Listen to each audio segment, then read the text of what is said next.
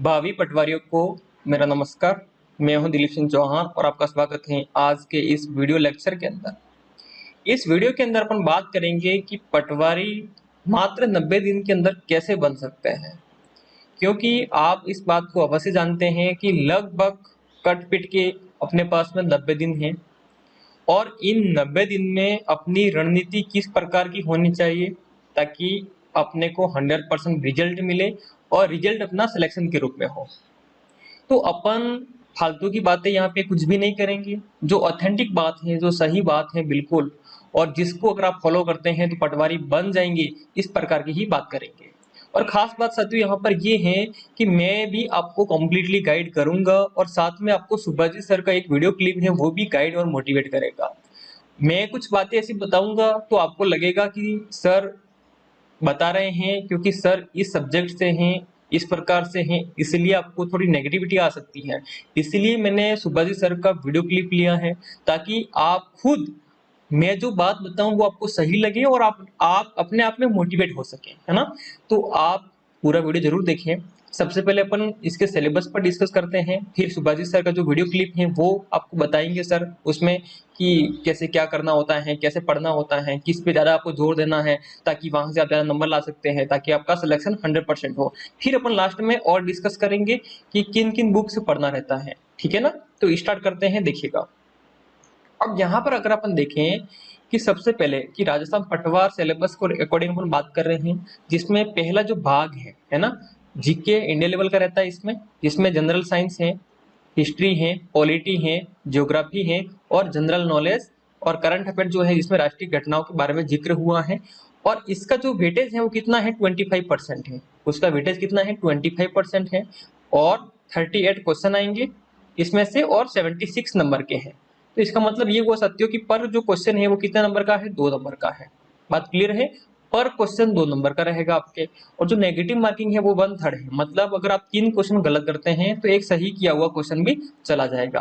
तो नेगेटिव तो अपने को जाना ही नहीं है। अगर सिलेक्शन देना है तो आपको नेगेटिव नहीं जाना है। एग्जाम हॉल के अंदर आप बैठे हैं और आपको जितने क्वेश्चन आ रहे हैं दूसरे को भी उतने ही आ रहे होंगे। ज्यादा आपको नहीं जाना है, गलत नहीं करना है। जैसे आपने गलत करना स्टार्ट कर दिया, तुक्का मारना स्टार्ट कर दिया, वहां से आपके सिलेक्शन की जो संभावना है वो कम होती जाएगी।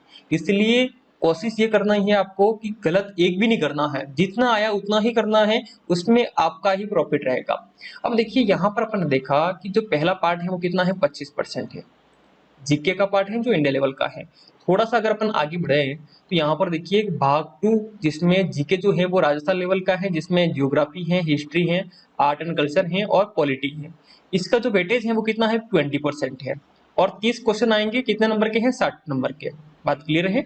इनकी जो बुक है वो अपन लास्ट में डिस्कस करेंगे। सुभाजी सर आपको मोटिवेट करेंगे, जो कुछ आपको गाइडेंस देंगे इसके बाद में, है ना।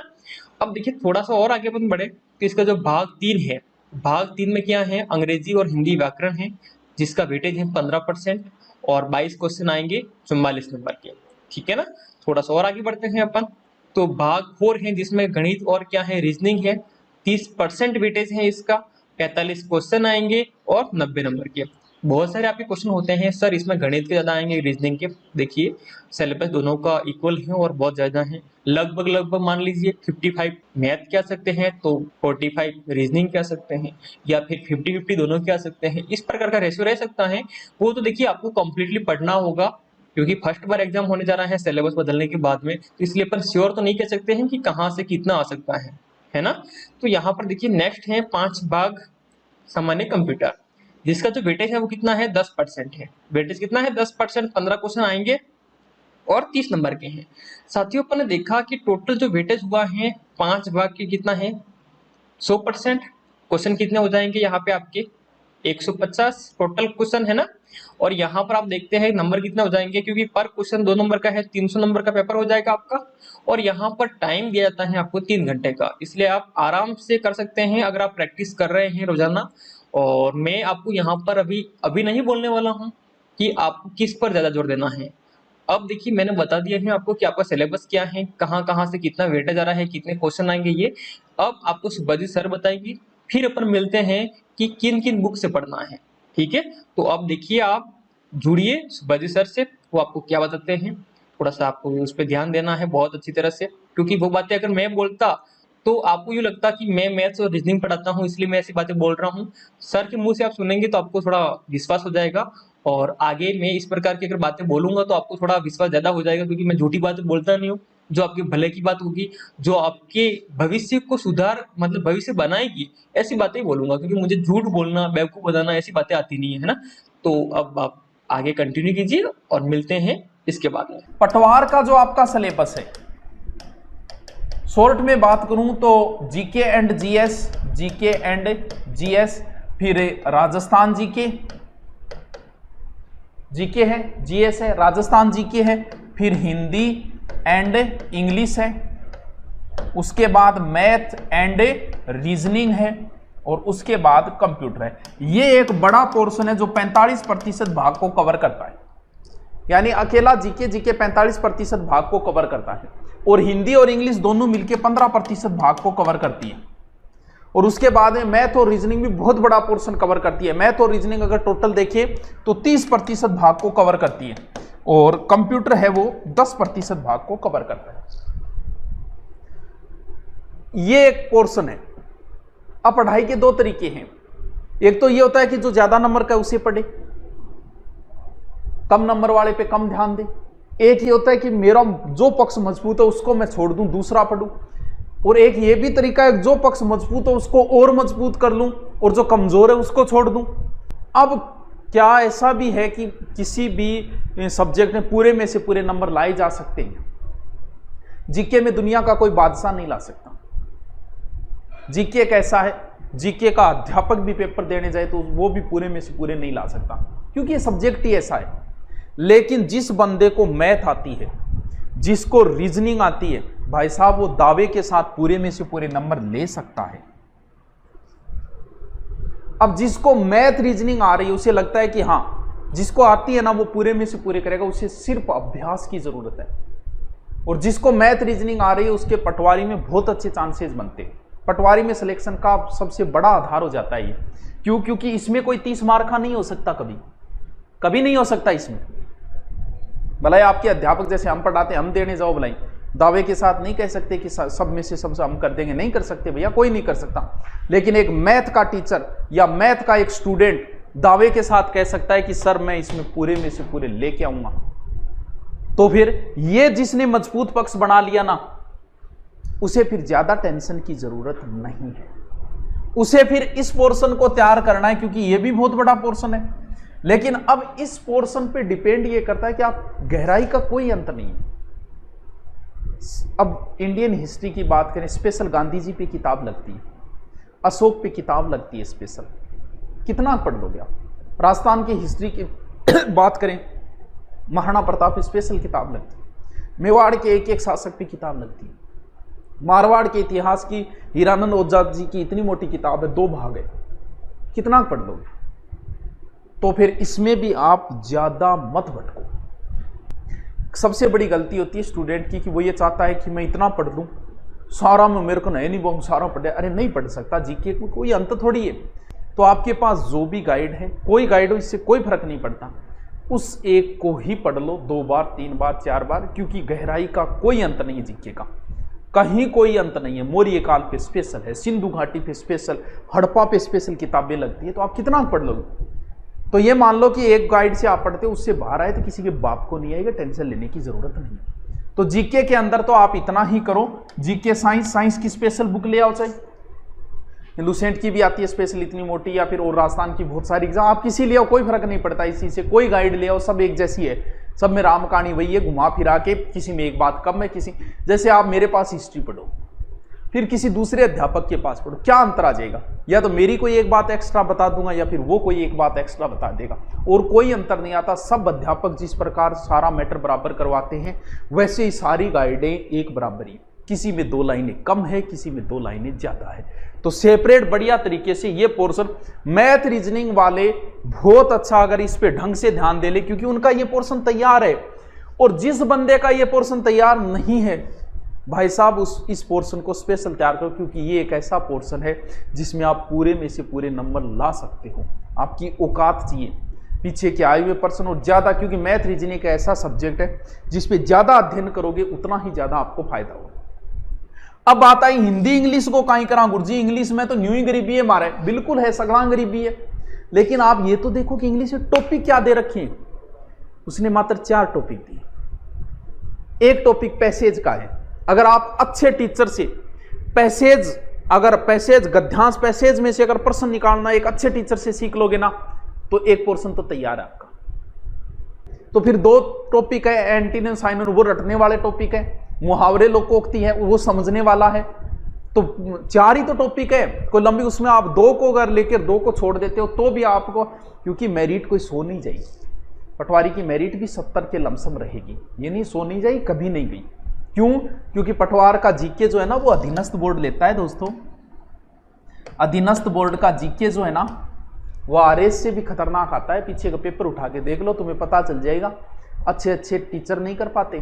हाँ, अब उसमें करना क्या, अधीनस्थ बोर्ड किन टॉपिकों पे स्पेशल ध्यान दे रहा है, इस चीज को समझो।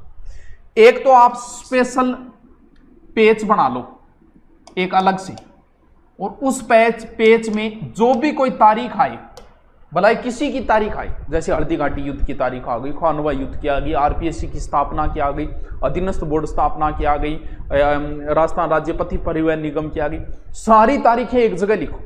अधीनस्थ बोर्ड सबसे ज्यादा तारीखें पूछता है, कोई जोड़ जपोड़ नहीं है इसमें। और बच्चे के आईक्यू का यानी डेट सबसे ज्यादा, और डेट में भी अधीनस्थ बोर्ड, आरपीएससी ने कभी आरएस में नहीं पूछा हल्दी घाटी के युद्ध की तारीख। अधीनस्थ बोर्ड ने और मारवाड़ के गिरी सुमेल युद्ध की तारीख पूछी, कब हुआ, 3 जनवरी, 4 जनवरी, 5 जनवरी, 6 जनवरी, यानी एक्चुअल तारीखें पूछता है अधीनस्थ बोर्ड। तो इसकी एक स्पेशल अलग से 4-5 पेज आपकी, जब भी तारीख आए कोई, उस पेज में अलग से लिख दो और उनको बार बार रिपीट मार। साथियों, मुझे पूरा विश्वास है कि सुभाजी सर ने जो आपको गाइड किया है, मोटिवेट किया है, उससे आप भली भांति परिचित हो चुके हैं।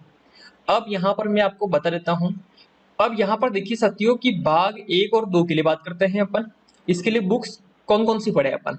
देखिए, सबसे पहले मैं आपको बता दूं साथियों कि अलग अलग बुक पढ़ने जाएंगे तो आपको कम से कम 2 से 3 साल दिए जाए तो भी कम पढ़ेंगे, क्योंकि अथाह है जीके की कोई लिमिटेशन नहीं है। इसलिए आपको क्या करना है, इसकी एक गाइड लेनी है। कोई भी मार्केट में देखिए आप, और आपको एक गाइड दिखे अच्छी सी, जिसमें आपको अच्छे से दे रखा हो, तो उस गाइड को आपको पढ़ लेना है।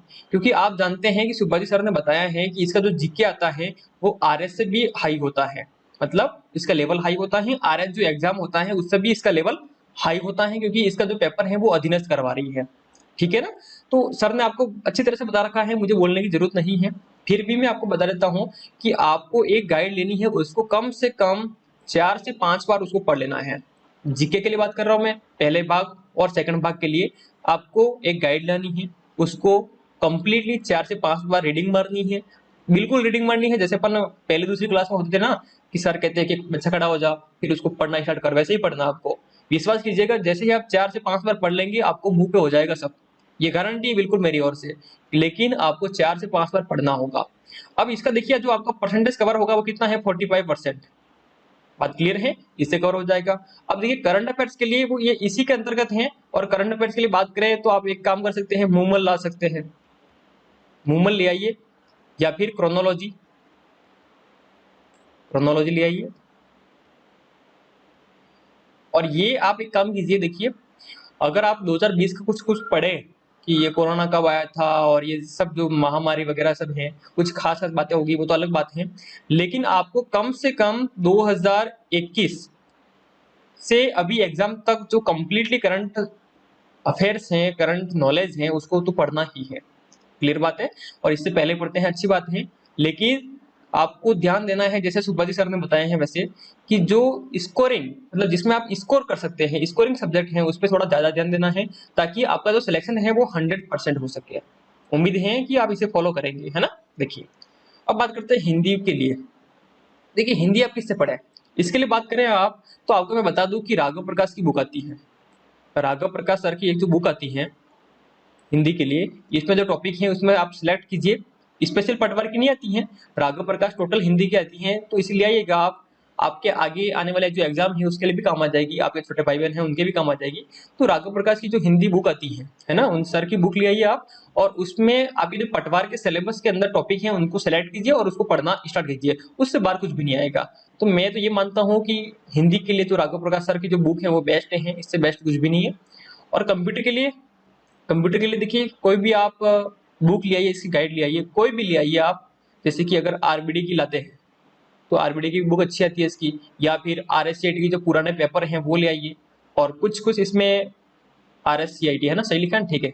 तो कुछ ना कुछ इसमें हेल्प मैं भी करूंगा आपको, पुराने पेपर के जो क्वेश्चन है उसके लेकर।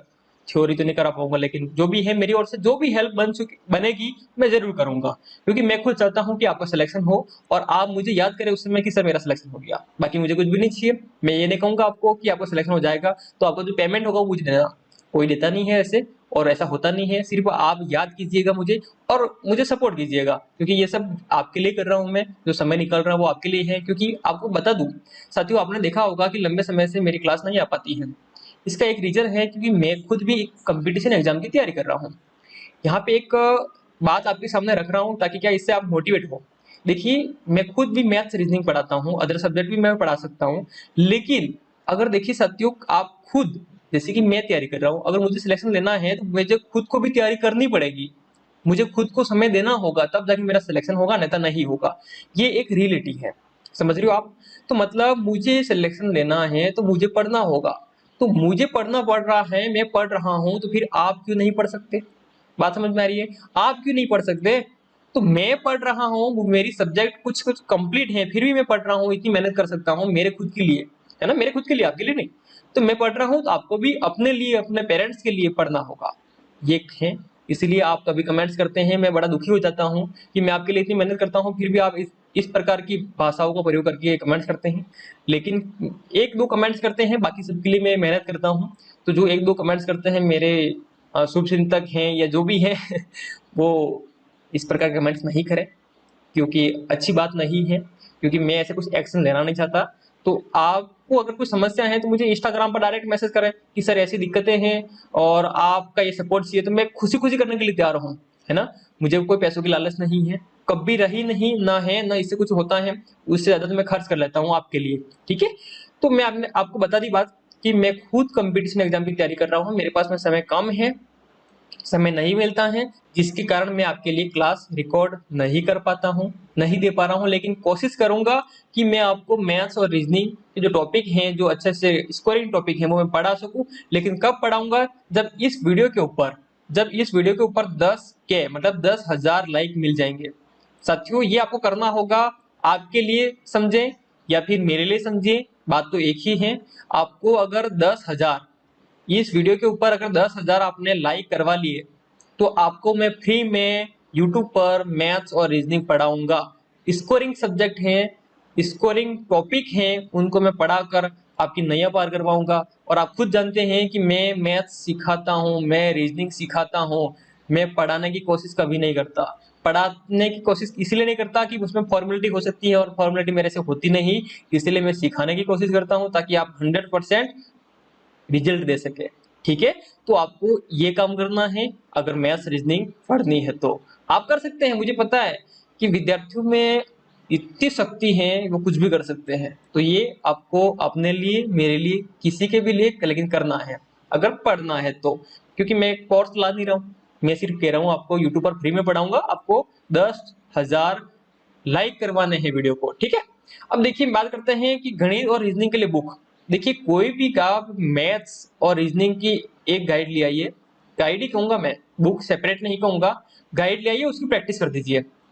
और प्रैक्टिस आपको सीखना है, आपको रटना नहीं है, आपको सीखना है कि ये क्वेश्चन हो रहा है ऐसे कैसे हो रहा है ना। बहुत सारे वीडियो लेक्चर मेरे देखे होंगे आपने, और आपने जाना होगा कि मैंने मैथ सिखाने की कोशिश की आपको कि मैथ्स होती क्या है ना, कैसे आया, मतलब जीरो लेवल से। अगर किसी को मैथ्स रीजनिंग जीरो लेवल से कुछ भी नहीं आता तो भी मैंने सिखाने की कोशिश की है।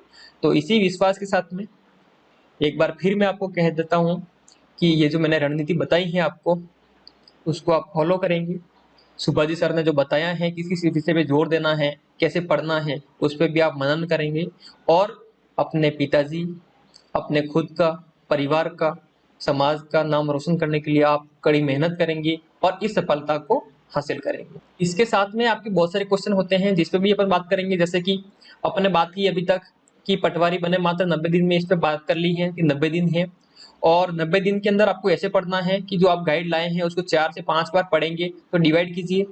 आपके पास में 1 महीना लेना है, उसमें आप 2 बार 3 बार पढ़ने की कोशिश कीजिए। रीडिंग मारनी है सिर्फ, उसके लिए टाइम निकालिए। कितने घंटे पढ़ें उस पर भी बात करेंगे। तो देखिए, रीडिंग मारनी है, इसको भी रीडिंग मारनी है, इसको भी रीडिंग मारनी है और इसको भी रीडिंग मारनी है। इसको सिर्फ प्रैक्टिस करनी है, इसको सिर्फ प्रैक्टिस करनी है। बात समझ में आ रही है? इसको प्रैक्टिस करनी है, बाकी सबको रीडिंग मारनी है।